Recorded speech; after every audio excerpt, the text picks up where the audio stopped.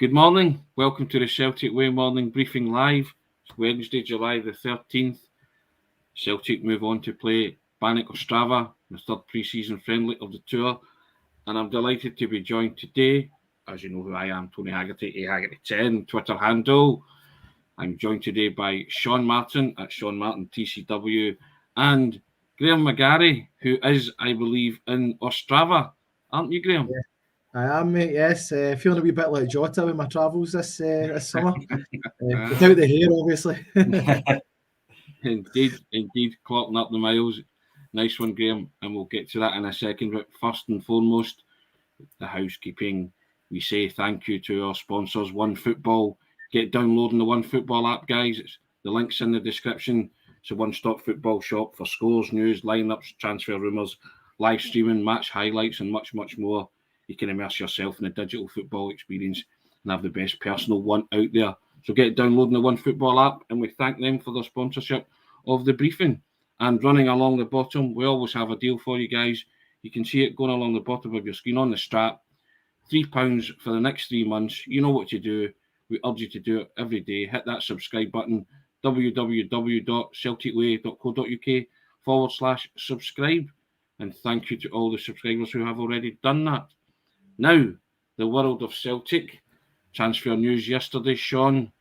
Bolingoli has left the club to join Mechelen. Correct. And yes, forgive me for saying, but I think a lot of Celtic fans were actually quite chuffed at that news. Oh, I think it's long overdue, don't you? I mean, even just even ignoring the kind of aftermath of the COVID stuff and all that, he played half an hour last pre-season, and then the full game against Livingston at Almondvale, and then the Motherwell game at Fir Park a month later, and then that was it. I think he made the squad 8 times in total. Chris Julian made 9, and he was out until mid-February. So aside from anything else, I think it was overdue.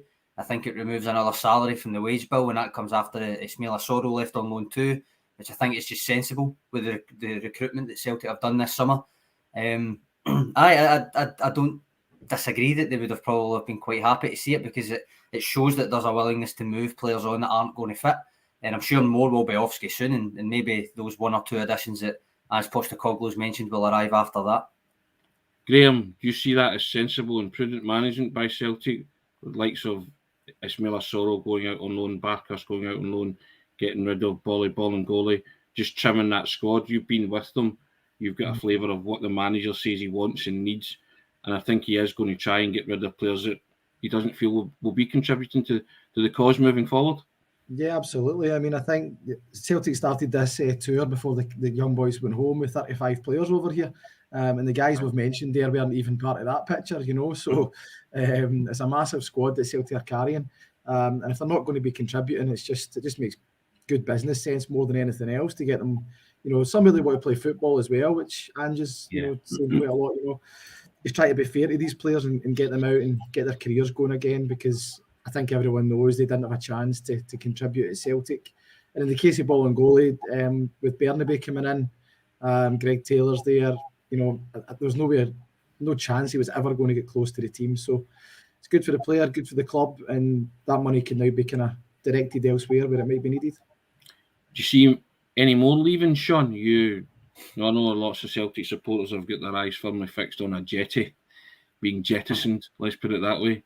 Retro Celtic in and out transfers are going along nicely for Celtic. Do you follow that school of thought that players like Ajeti might be surplus to requirements or are surplus to requirements, just finding a willing club or a buyer or somebody? I think that's always the trick, is trying to find someone that's willing to take them, that kind of thing. Because obviously you would think maybe Bolingoli would have been away before now if there was a suitor, but obviously we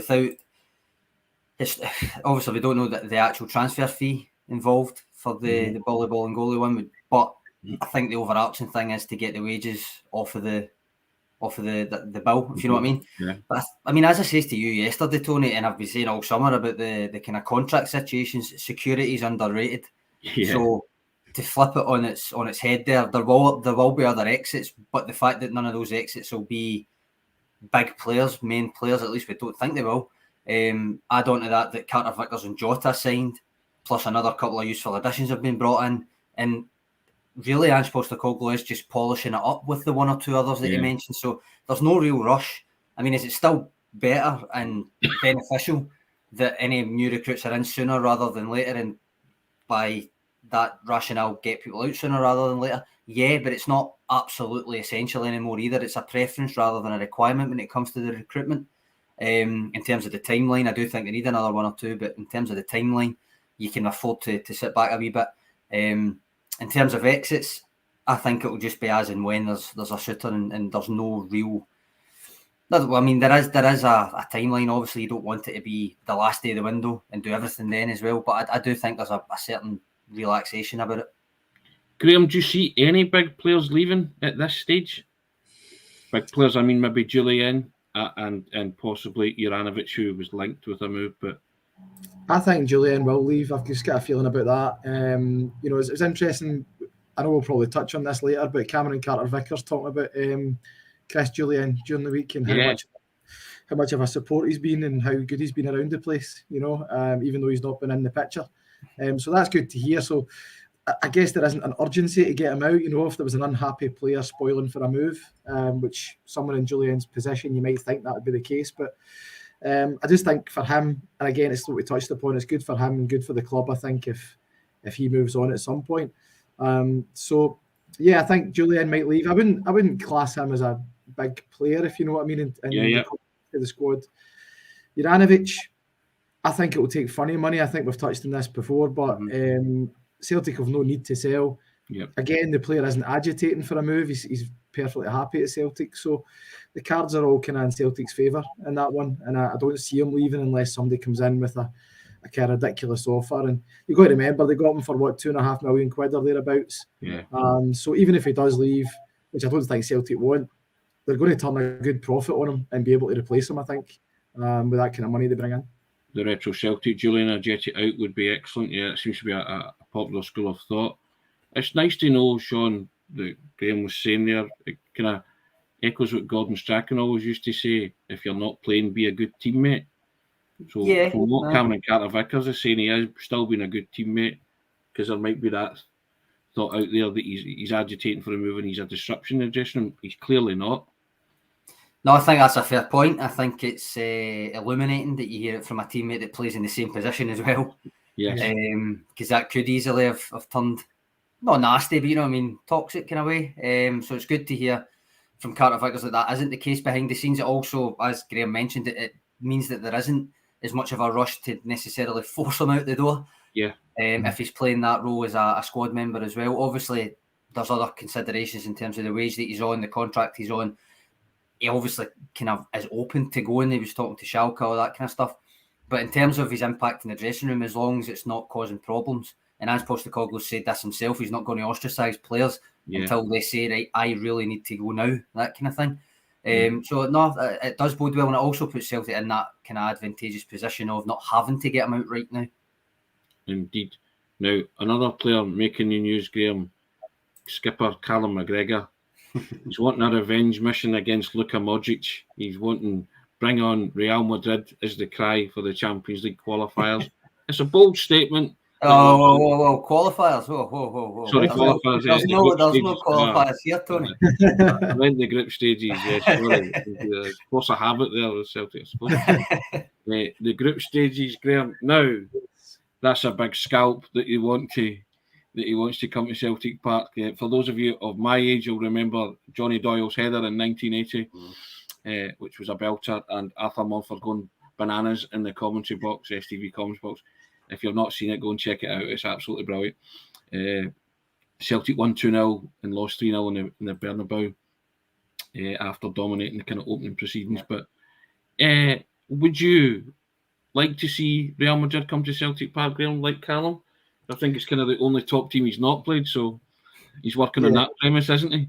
I think everybody would love to see it. You're going to get a pot one team anyway, so you may as well go for the cream of the crop. The best. Exactly. So, as we're saying off air, I think we're all fed up with Barcelona now, So,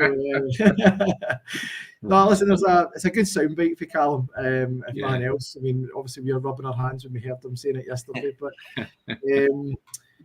I also think it's a good point. As I say, he's not played Real Madrid in his career. He would love to have the chance to do it. I think the Celtic fans would just love to see them at the Celtic Park, because the other options, PSG, a bit of history there, a few spankings off them, so we don't really want that to happen again. And we've seen Barca, as you say, so I think Real Madrid are the team that everybody would love to see. It's the famous white strips, it's brilliant. I was laughing, Sean, because I heard a bit of the manager in when he said he wants to meet up with Luka Modric again because he might get closer to him this time. And I'm thinking, that's the manager saying, you want to play this guy again? You want to test yourself against the best? You know what I mean? And make give a better account of yourself. That's what I was hearing in my head. Aim high is what I say, Tony. A revenge mission on Luka Modric might sound daft, but why not on yourself, Callum? I mean, I was going to say, Tony, like you mentioned it there. I kind of done a wee bit of looking back, and that is the last time that they played each other competitively, 1980. 3-2 on aggregate. George McCluskey get the other goal, obviously Johnny Doyle for another one. Laurie Cunningham and Vicente Del Bosque in the Real Madrid ranks as well. You know that? I think that is the most recent. Obviously, the famous Alfredo Di Stefano testimonial back in '67 as well. But that was obviously a testimonial. But no, why not? As I say, great. I mean, Graeme said it as well. That you're going to get a pot one team. So aim high. I'm open to that. Brian Roberts, wait for the semi-finals before you play Real. Fair play. That is certainly aiming high. We've gone from the qualifiers to the semi-finals. You know what I mean? In the blinking of an eye. Marvellous, eh? Yes. As my father used to say, I'll take you from nothing to oblivion in the blinking of an eye. Yes, indeed. Now, hail from home. Change on home just a lot easier. Nice one. No, I mean, I think that having this chat's just indicative of the progress Celtic have made. Graeme, the fact that you are having a joke about Real Madrid coming to Celtic Park, that kind of thing, but it's just wonderful to think that actually could happen and that those nights are back and the club is kind of back where they belong at that stage and in amongst the, European football's elite. Yeah, it's going to be really intriguing to see how they get on because I think there'd be a sense of excitement anyway after what Ange did in his first season and the kind of football he played. And I think everyone's quite eager to see what he can do when it's not so chaotic in the summer. If he managed to do that in such short order last summer, what's he going to be able to produce now where he's just kind of tweaking it and refining it? So I think that would have caused a bit of excitement anyway, but I think to have the Champions League group stages to look forward to as well and seeing how that brandy football is going to stack up against these teams is going to be interesting, because I think we all know he's not going to change his style. He's maybe going to make one or two allowances, I guess, in midfield if he can get a defensive midfielder in, but essentially it's going to be the same approach. And I think it's really exciting to see, and maybe a wee bit of trepidation behind it as well to see how it's going to all play out when the big boys come to town. That's exactly what it is, Sean. It's to see how, as Ange couches it, our brand of football stacks up against European football's elite. That's about the line, isn't it? Jerry Smith in with a comment that the Celtic not play Real Madrid in a friendly in America a few years back. They did 2012 it was. That was obviously a friendly though. Get beat 2-0. Philadelphia. Neil Lennon's team. It was actually Tony. It was Philadelphia. Benzema scored, but I can't remember who got the other Real Madrid one. But it was the likes of Kelvin Wilson, Gareth, all that kind of stuff. It was a Neil Lennon team. All the Celtic fans were going up the Rocky steps, weren't they? This is the statue and doing the running up and giving it that at the top, I believe. As you would. Of course you would. I probably couldn't now, right off that. As you would. I know I couldn't. You're 50 now, Tony. You watch yourself. I'll give it a good try. I'll give it a good try. So there you go. No, that's the intriguing part of it all, isn't it? About how Celtic shape up and fare up against some top level competition, and I think it's exciting for the Celtic supporters to have that to look forward to. Mm-hmm. Now you mentioned Cameron Carter-Vickers, Graeme, and he also has been talking to you guys, and he had a lovely line which I wanted to read out. He said about his grandmother, a note that he wrote when he was at Tottenham very young, and his grandmother kept it, and he said this: "I'd like to go to a World Cup, play in the Champions League and win the FA Cup." Now, he could do two of those this season, couldn't he? Absolutely, yeah. The FA Cup's going to have to wait for the time being. Yeah. But, you could tick 2 of them off this season, Graeme. And I guess he was talking about how his family, his mother and father, were always there, the constants beside him. His dad, Howard Carter, who'd played in the NBA, is a basketball player, and also he was bigging up Tottenham coach John McDermott, who I think was his first real coach and real influence on his football and life. And it's brilliant to hear that, because it's that kind of humble groundedness, that the managers kind of drummed into the players as well. And always, I mean, you remember that Ange Postecoglou's speech we was talking about to the Australian guys. That's what came into my head, Tony. This is who this is for. Remember your first coach. Remember those influences. And it's a brilliant piece of footage, but it's great to know that these guys feel like that, isn't it? Yeah, I think speaking to Cameron Carter-Vickers, and when he was talking about his grounding, and then that fed into why he feels so at home in this Celtic squad, and why he has found a kind of footballing home here, if you like. And I think that's all linked into the kind of culture that Ange Postecoglou has kind of created at Celtic as well. And I thought it was fascinating to hear that, that these guys share a lot of the same values as what, Ange Postecoglou is trying to drum into the young players here right now. And I think maybe some of these younger players that are about the squad, now in 10, 15 years, you'll be hearing them talking about Ange Postecoglou, maybe in those kind of same terms. He was the first kind of major influence on them, and the way that Cameron Carter-Vickers talks about John McDermott, and also his dad obviously was in the NBA, so he's been great in terms of helping him just deal with the other side of it, all the kind of the different things that come along with being a professional footballer. Right. So the psychology of being a sportsman, basically, Graeme, as well. Definitely, how you handle the pressure, how you handle the kind of demands off the field and all that sort of stuff. So, yeah, he's a kind of very grounded guy, very kind of softly spoken, maybe not what you would expect, when you kind of see him at first physically, because he's maybe not the tallest, but let me tell you, close up, he's a big boy. But no, he's a really nice guy, and you can tell that he's come from really kind of humble roots, and he's tried to stay sort of true to that. And I think, as I said, I think that's why he kind of fits in with the kind of ethos that Ange Postecoglou is trying to create. It's funny how Sean that you thought of that same as well, Tony. To be honest, it's funny you thought of the same footage, isn't it? Yeah, I mean, I'll dig out that article you did, because you spoke to Graeme McGarry, who was in the room when that speech took place and stuff. But that is what came to me. The kind of remember they walk with you, the ones that got you there, all that kind of stuff. That's what came into my head as well. Specifically, not necessarily the speech, but your piece about the speech, if you know what I mean. It's just funny because he's big on that, isn't he? About influences in your life, and he's big on the collective in general, and very much acknowledging that you don't get anywhere alone, even though you're the athlete that's in the team. There's all this going on behind you to get you there, and don't forget that and all that stuff. And then the collective in terms of the actual team itself. It's that's very much stuff that he's all about. So you've heard it from Ange. So I was going to say, so you've heard it from Ange himself when he talks about his own journey, his own dad, and having Kenny Dalglish posters on his wall and all that kind of stuff. His car rides with Ferenc Puskas when he was younger, and all the advice that he sort of passed on. So I think it's a massive part of Ange's philosophy is that you always acknowledge the people who are with you, and then you do it for them when you're in that position. Yeah, an interesting aside for you, Tony. See, you mentioned his dad playing in the NBA. Yeah. Did you know that he was drafted 16 spots higher than your man Doc Rivers back in 1983? He was, yes. He was 15th overall when he came out of college. That's very high in the draft, by the way. That's first round. That's a lottery pick. That's mid first round material. He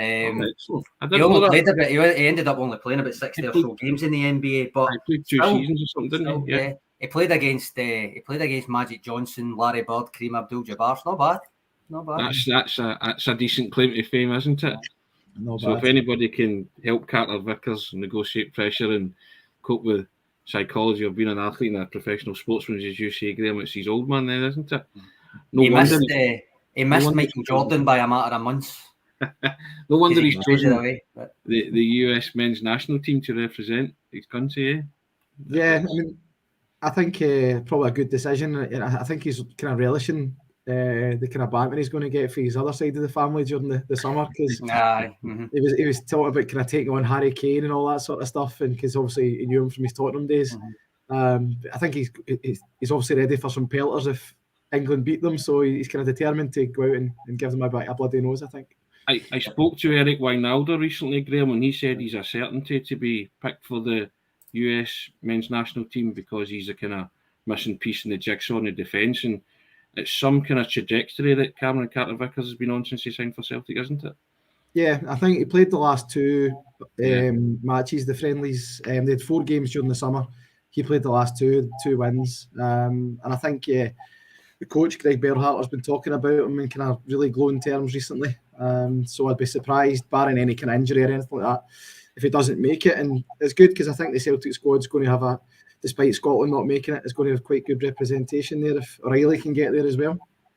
Sean, do you see him getting there? Cameron Carter-Vickers getting to Qatar? Barring injury, I don't see why not. I mean, that Eric Wijnaldum piece that you wrote the other week there, the thing that stuck out, well, there are a couple of things stuck out to me, but primarily for this was when he mentioned that there's simply no substitute for the kind of pressure that Cameron Carter-Vickers is going to have to deal with at Celtic and in the Champions League group stages, playing at a higher level than simply a lot of the other people competing for a spot in that squad won't be.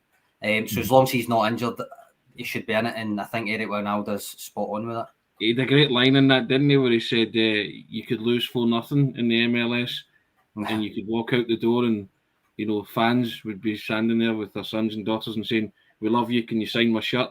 He says you could lose 4-0 at Celtic. He says, and the fans wouldn't be saying, "Sign my shirt," He says they would be on top of you, you'd hear them, so I actually thought that was a kind of neat way of expressing that kind of goldfish bowl existence and the pressure that exists when you're playing for Celtic, which is maybe not as prevalent in playing for an MLS club. So he was pretty specific on that, to be fair to him. Patrick, just clarifying, yes, I said Eric Wijnaldum. Tony interviewed him. I'll put the link to the article in the comments. He interviewed him about Cameron Carter-Vickers. Interesting read. The real Eric Wijnaldum, yes. If there's another one out there, then please stand up. Now, Graeme, you're in Ostrava for a reason. Yes. Celtic are playing Banik Ostrava, the third game of the Austrian tour, Czech Republic tour. Yeah. They won 7-0 in the first game against SC Vina Victoria, and then a more feisty pre-season friendly, you would call it, against Old Foes Rapid Vienna, 3-3 draw. What's Ange and yourself expecting from this one? I think more of the same from the Rapid game. Perhaps try to step it up a wee bit in terms of Celtic's, all-round play, because I think at times there was a wee bit of sloppiness there, which you might expect at this time of year. So I think he'll be looking for another step up from his own team. In terms of the occasion itself, it's going to be really, quite a good occasion, I think. It's close to a sellout, 15,000-seater stadium, the municipality stadium over here. The Ultras are up for it, apparently, according to the manager. So obviously, it's the Banik's centenary match as well, so they don't want to lose it. So I think it's going to be really competitive. The manager's been talking about treating it like a competitive game, the Banik manager. So I am really looking forward to it. I think it's going to be certainly more similar to the Rapid game than the Wiener Victoria game anyway. Sean, you said in the aftermath of the Rapid Vienna game that Celtic will learn more in this because it was a very competitive friendly. The manager then said the same in his after-match quotes. He loved the fact that it was guys were getting steamed in, and he said that's ideal preparation. So if it's like that again, and not wanting players to get injured, but you want that high tempo for friendly matches, don't you? That with a wee competitive edge to it. He must have been listening to us after the game, Tony. That's all I can really? think. Really? No, I agree, and I think I can echo what Graeme says there as well. I'm thinking this one will be useful, again, in terms of essentially not being treated too much like a friendly. It's obviously for Banik Ostrava centenary celebrations, and I mean, think on it, nobody really wants to have to mark that down in the history books. Played a game against X team to mark their centenary, get gubbed 5-0. Nobody wants to put that down, and they've got all sorts planned. As far as we know, Graeme says the Ultras are up for it. They've got stuff planned, but there's an opening ceremony with music and stuff, and a game of football might even break out after it. So, that's what I'm looking for. The kind of the same type of stuff as the last two, more so the Rapid game in terms of intensity, but the same as both games in terms of, I'm talking about, Tony, the small learned behaviours type thing. Yes. That tell Ange Postecoglou that messages are getting through to the players ahead of the new season and different things. On top of that, better defending. Yes. And on top of that, maybe another couple of younger players getting some minutes. Graeme, this is as close to a kind of European preparation for an away tie as you can get. You see a full house, and okay, we'll see what the ultra section showed out. Apparently, good away the European prep. Yeah, David Gillespie. Yeah, and that's what you want. You're going to have a full house crowd. You're going to be playing in away in stadium. So that's in terms of replicating it, it doesn't really get any better than this for today, does it? Yeah, I thought it was interesting when Ange was saying the other day that, although it's a very good thing that they don't have the qualifiers this year, there's also a flip side to that in terms of they were really good for sharpening you up before the start of the league season, because you had competitive matches at this time of the year. And I wonder if the way Celtic have picked their matches this year reflects that. The Rapid Vienna game, the Banik Ostrava Centenary, even Legia Warsaw next week's going to be a bit tasty, I would imagine, as well. So I think they've picked these matches with that in mind, that they want as close to that experience they can get without actually being a competitive match. I think it will stand them in good stead come the kind of start of the season. That's a fair point, isn't it, Sean? Probably deliberately picked these kind of oppositions to test your mettle and get that sharpness. Yeah, I think the first one, SC Vina Victoria, maybe not, maybe just kind of getting things back in the rhythm and all that. But Rapid Vienna, certainly. Ostrava, obviously, for the centenary thing, that kind of makes it a wee bit different. So, for that as well. Blackburn and Norwich at home, undecided on those, potentially. And then Legia, I think Graham's right. I think that will be tasty. I think that'll have a good edge to it. Yeah.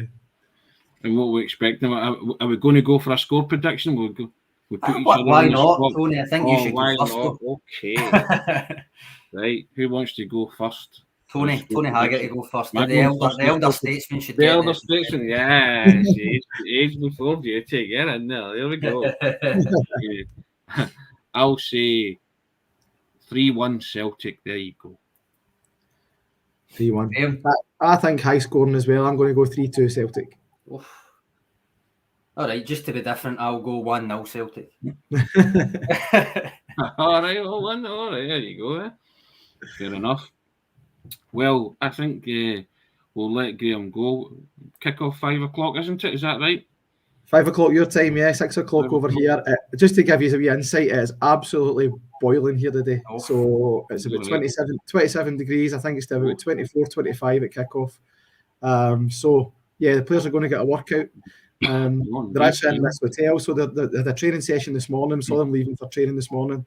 I wasn't quite up and about at that time, but so the session this morning, and then the game this afternoon. So it's going to be a kind of a really difficult day, a really testing day for the players, I think. Excellent. Well, Sean, we'll just remind everybody that we'll be back on after the game. Yes. On YouTube to discuss either the 3-1, 3-2 or 1-0 to Celtic. Yes, indeed. I've also, Tony, got one last reminder for our Twitter competition. Yes, indeed. It's the last chance. So if any are on Twitter and haven't done it already, we're giving away a Celtic away top. Free to enter, so you just go to the Twitter profile. I'll just put the link in the comments again. Retweet the post, make sure you follow the account, and then that's you in the draw, and we'll make the draw later today, so the winner will be announced. All right? Indeed, marvellous. Well, guys, enjoy the Banik Ostrava game. Graeme, you enjoy it. I hope you, Thank you, mate. Don't wilt too much in the heat. Hope it's not my kind of conditions, I'm going to be honest.